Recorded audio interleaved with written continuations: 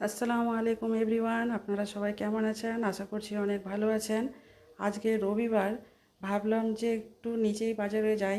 আসলে রবিবার দিন সেরকম আমার কাজ থাকে না।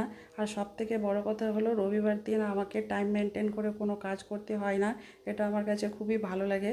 ওই জন্য নিজেই একা একা বাজার চলে গেছি। বাজারে ঢুকতেই প্রথমে দেখলাম কিছু কলমি শাক। অনেককে বলতে শুনেছি বর্ষাকালে নাকি কলমি শাক খেতে নাই।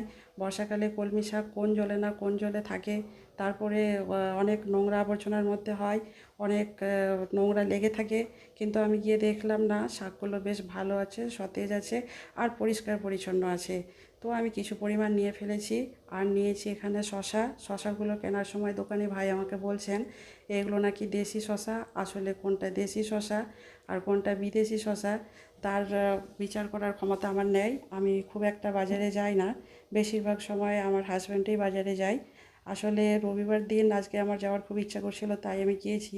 কিন্তু বাজারে গিয়ে দেখি এত ভিড়। আজকে রবিবার বলে কথা, আর আকাশে প্রচুর রৌদ্র, সাথে তীব্র গরম। তার সাথে বাজারটা সেরেছি খুব অল্প স্বল্পর মধ্যে। আমি মাছ মাংস কিছুই কিনিনি, কারণ এত গরম লাগছিল। আমি অল্প স্বল্প বাজার করেই বাড়ি ফিরে চলে এসেছি। আর নিয়েছিলাম বেগুন টমেটো। বেগুন টমেটোর দাম শুনে আমার চক্ষু চড়ক গাছ। বেগুন নিয়েছে 80 টাকা কেজি, টমেটোও নিয়েছে 80 টাকা কেজি। তো আমি এখানে সব সবজিগুলোকে কন্টেনারে স্টোর করে রাখছি, কারণ কন্টেনারে স্টোর করে রাখলে ফ্রিজে অনেক দিন যাবৎ ভালো থাকে, সতেজ থাকে। আর আমি নিয়েছি এখানে একটা চাল কুমড়ো, কিছু পরিমাণ কাঁচা লঙ্কা, আর নিয়েছি বেগুন। বেগুনগুলোকে কন্টেনারের মধ্যে ধরছে না, তাই আমি এইরকমভাবেই একটা কন্টেনারে রেখে দিয়েছি ঢাকা ছাড়া। আর এখানে রয়েছে শাক। আমি এইভাবে ফ্রিজে স্টোর করে রাখি। গুছিয়ে রাখলে পরে এমনিতেই যে কোনো জিনিস দেখতে সুন্দর লাগে, সে অল্প পরিমাণ জিনিস হোক আর বেশি পরিমাণ জিনিস হোক। আর এখানে রয়েছে মাছ। এই মাছগুলো আগে থেকেই কেনা রয়েছে। ভাবলাম এই মাছগুলো দিয়েই আমি আজকের লাঞ্চটা সেরে ফেলবো। কিছু মশলাপাতির খুব দরকার ছিল বলে এক মুদিখানার দোকানে গেলাম।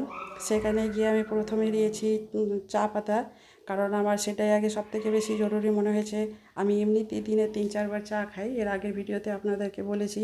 কিন্তু আমার মতো যারা বারে বারে চা খান, আমি আবার বলবো সুগার ছাড়া খাবেন। সুগার কিন্তু স্বাস্থ্যের পক্ষে একদম ভালো না।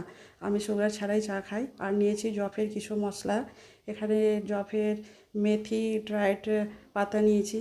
আর নিয়েছি গিয়ে স্টার। আর নিয়েছি জিরা পাউডার। সাথে নিয়েছি জফের গরম মশলা। আর নিয়েছি ক্যাচের কাশ্মীরি লঙ্কা গুঁড়ো। দোকানি ভাই আমাকে জফের লঙ্কা গুঁড়ো দিচ্ছিলেন, আমি নিয়ে নিই। আর নিয়েছি এখানে কিছু চিলি ফ্লেক্স। আসলে জফের মশলা আমি কোনো দিন আগে ব্যবহার করিনি, এই প্রথমবার আমাকে দোকানি ভাই সাজেস্ট করছেন যে এটা ভালো হবে। ওনার উপর বিশ্বাস রেখে আমি কিন্তু এই মশলাগুলো নিয়েছি। আগে যারা ব্যবহার করেছেন আমাকে কমেন্টে জানাবেন। আর এখানে এই যে আমার বিড়াল মামা, বিড়াল মামার সাথে আমার মেয়ের সেই মেয় মেয় কথা চালু হয়ে গেছে। ও বক বক করতেই আছে। আসলে এই বিড়ালটা প্রতিদিন এই টাইমে এখানে আসে। ও দুপুরের আগেই আসে, আর রাত্রিবেলা সেরকম আসে না, সকালবেলার দিকেই বেশি আসে। প্রতিদিন সকালে ও যখন এখানে আসে, ওকে আমাকে কিছু না কিছু খেতে দিতে ইচ্ছে করে। কীরকম একটা মায়া হয়ে গেছে। প্রায় 4 মাস ধরে প্রতিদিন আসে। তো কালকে রাত্রির কিছু মাছ আছে, সেই মাছটা ওকে আমি এখন খেতে দেব।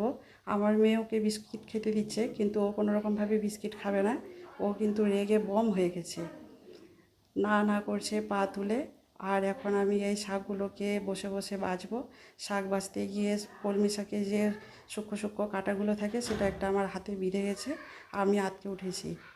যাই হোক, আমার ভিডিওটা যদি ভালো লাগে সাবস্ক্রাইব করে দিবেন, সাথে একটা লাইক একটা কমেন্ট করে থাকবেন। ততক্ষণে আপনারা সুস্থ থাকুন, ভালো থাকুন, সাবধানে থাকুন, নিজের খেয়াল রাখুন। আবার দেখা হচ্ছে নতুন একটি ভিডিওতে।